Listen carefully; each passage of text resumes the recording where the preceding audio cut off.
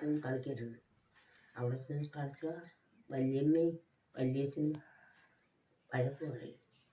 ഇനി എന്താ വേണം, അല്ലാവസാനം പറഞ്ഞ് സന്തോഷമായിട്ട് ഇരിക്കണം, കഴിക്കരുത്. അതാണ് ഭാര്യ ഭർത്താക്കന്മാരെന്ന് പറയുന്നത്. അവരങ്ങനെ നിൽക്കുന്നുണ്ടാവും. ഞങ്ങളെ വീട്ടിൽ 4 പെണ്ണുങ്ങൾ പോയി, 4 ഞാനാണ് ഇറക്കി വിട്ടത്.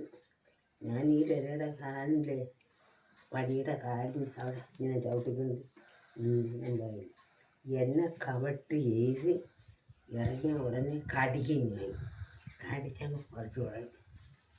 രക്തം പിന്നെ പോക്ക. എങ്ങും ചെന്ന് ഇരിക്കാൻ സമ്മതിക്കത്തില്ല. അന്നേരെ വണ്ടി കയറ്റി കൊണ്ടുപോകണം. അതവർ പോകത്തുമില്ല. ഉടനെ ആളുകളെ വീണ്ടും വിളിച്ച് അവരും വരും.